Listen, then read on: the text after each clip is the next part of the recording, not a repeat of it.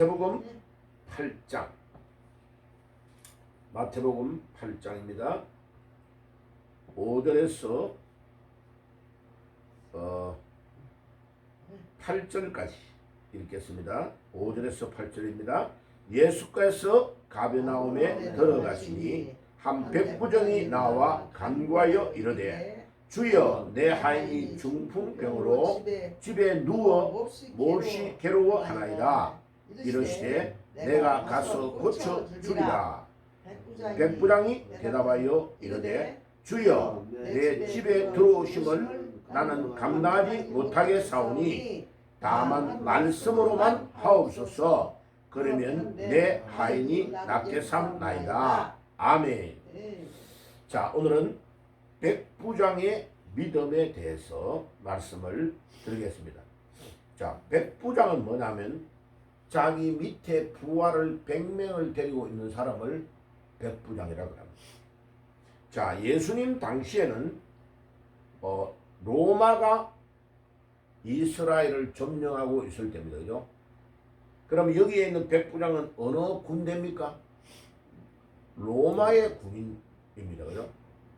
이스라엘을 점령해가지고 있는 로마의 군인 백부장이다. 그러면 우리나라, 일본이 우리나라를 점령해가지고 우리나라에 있을 때에 군대를 거느리고 있는 백부장. 백부장이면 우리로 말하면 중대장급입니다. 그죠? 중대장. 우리로 말하면 밥풀 3개를 붙인 대위. 대위가 보통 중대장이에요. 중대장. 그러면 로마가 전 지중해 연안을 점령을 다해 있는 세계에서 제일 막강한 나라예요. 그 당시에. 지금으로 말하면 미국의 군인과 비슷하단 말이에요. 그런데 그 대위, 자기 밑에 쫄병을 100명을 데리고 있는 이 막강한 권력을 가지고 있는 사람이, 예수님은 지금 33세 정도 되는 30대 초반의 청년이란 말이에요. 청년.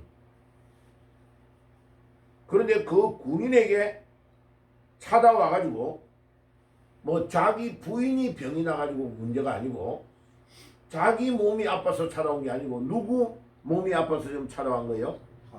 자기 밑에 하인, 자기 집에 데리고 있는 종 하인의 몸이 중풍병이 걸려 있는데 찾아와가지고 예수님에게 주여 내 하인이 중풍병으로 집에 누워 몹시 괴로워하나이다.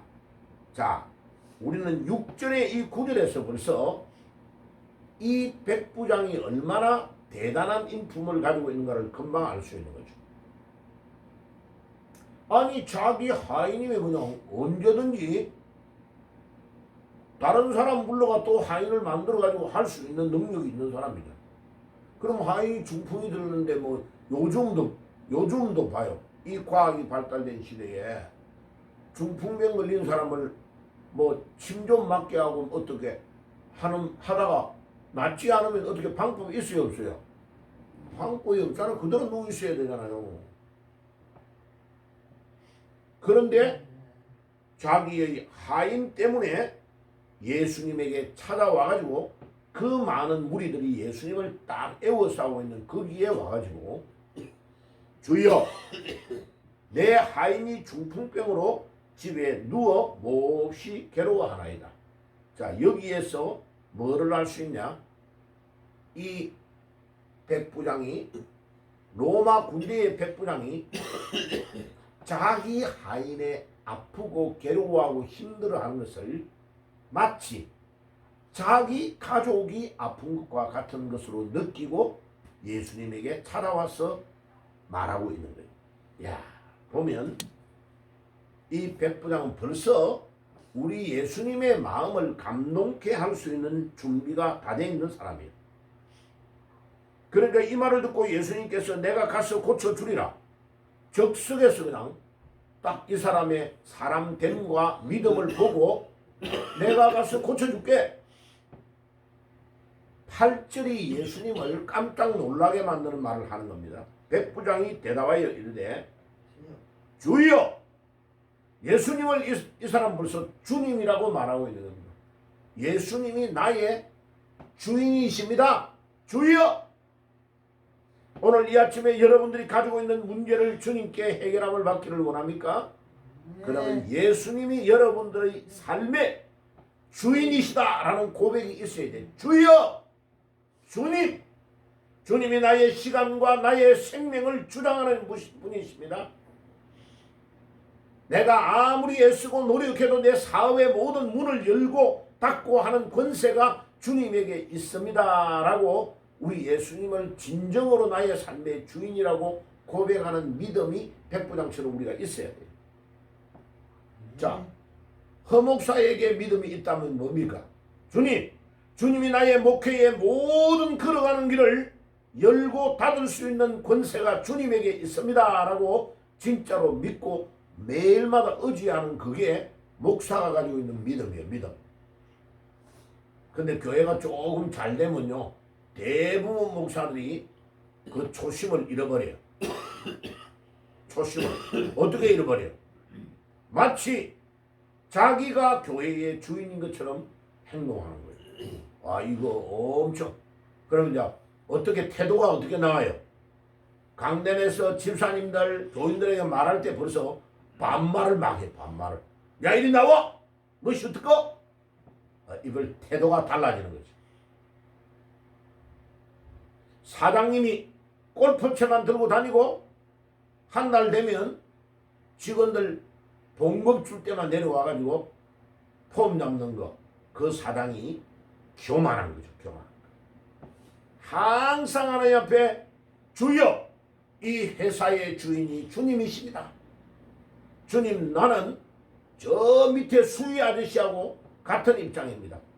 주님, 내가 매일마다 엎드려서 우리 직원들을 위하여 이 회사를 위하여 기도하오니 주님이 불쌍히 여겨 주시옵소서 하는 그 마음이 있어야 돼요.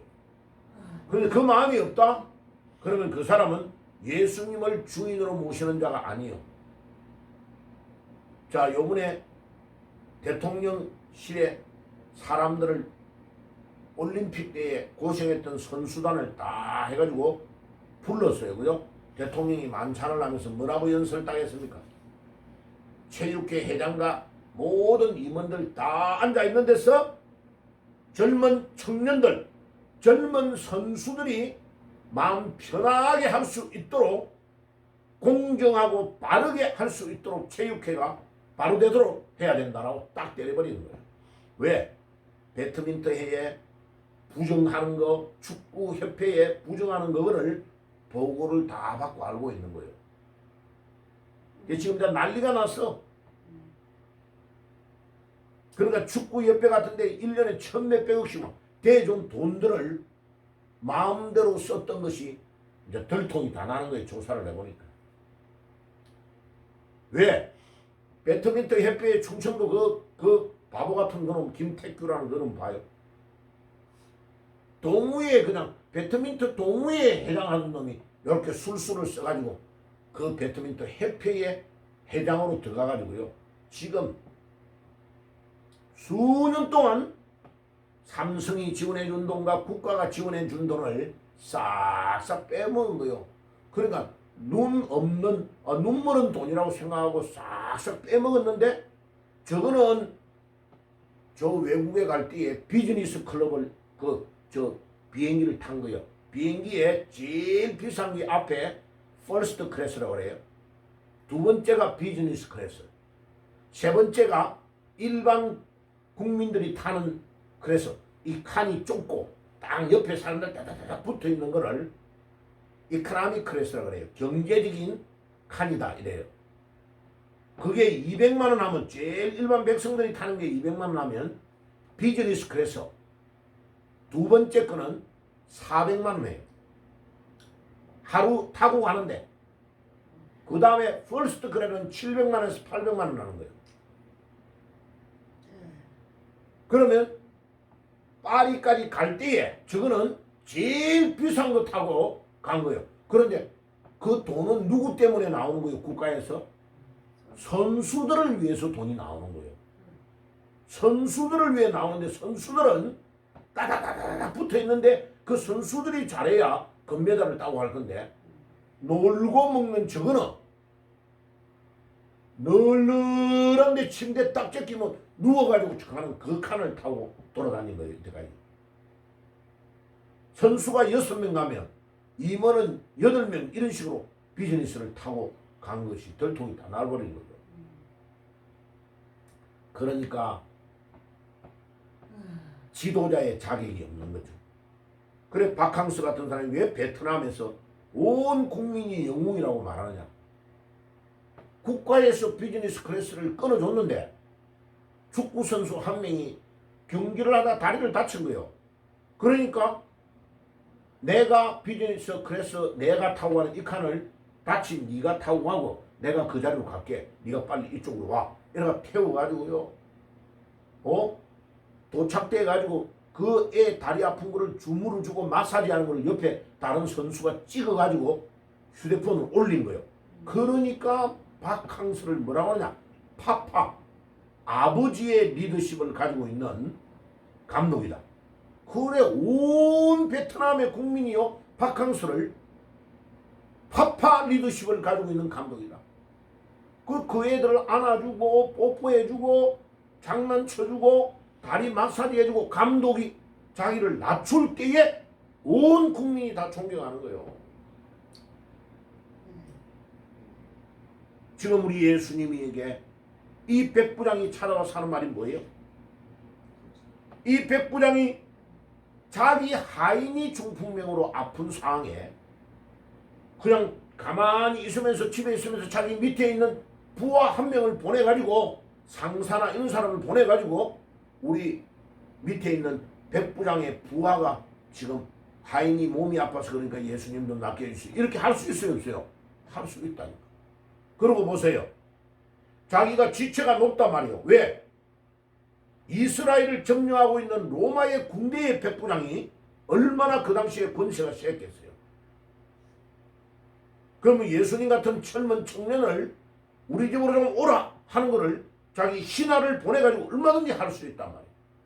그런데 이 사람은 그렇게 하지 아니하고 자기가 직접 예수님에게 찾아와가지고 내 하인이 중풍병이 걸린데 좀 낫게 해 주시옵소서 하니까 예수님이 적석에서 가서 고쳐주겠다 하니까 이 백부장의 대답이 8절에 굉장히 중요한 거예요. 주여 내 집에 들어오심을 나는 감당하지 못하겠사오니 다만 말씀으로만 하옵소서.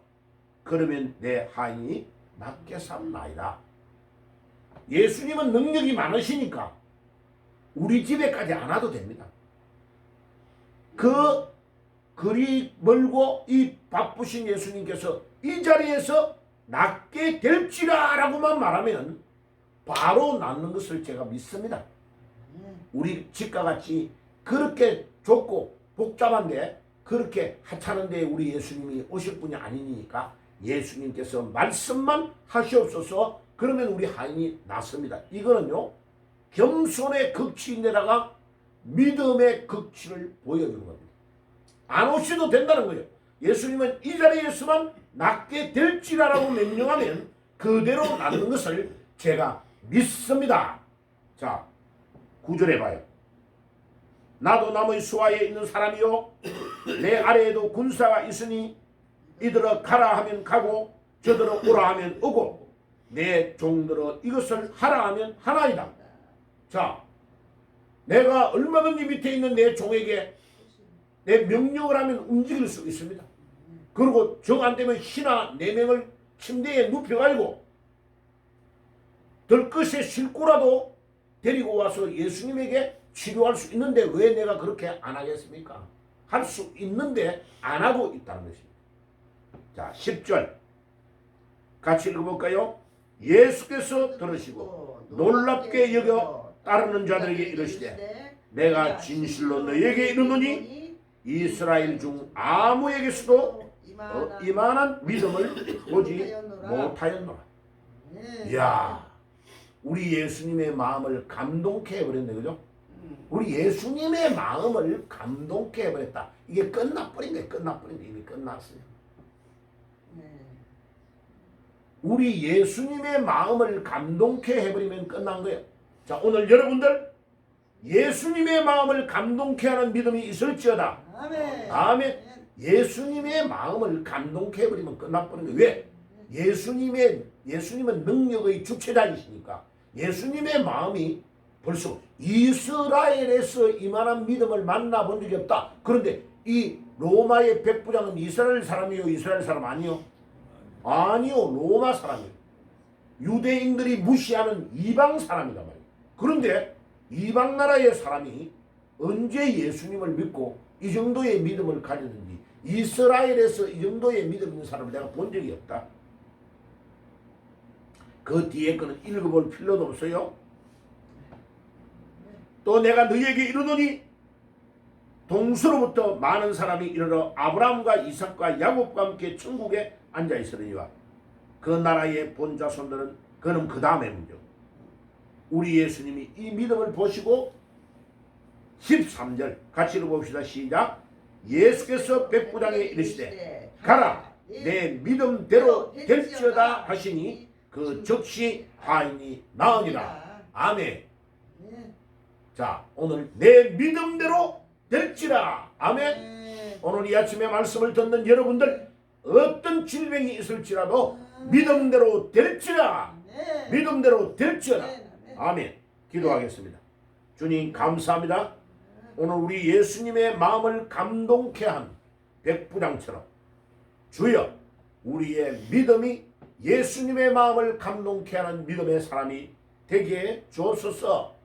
내 믿음대로 될지라라고 말씀하신 주님, 오늘 이 예배에 참여한 주의 백성들에게 믿음대로 되는 축복이 있게 하옵소서. 예수님의 이름으로 기도드리옵나이다. 아멘.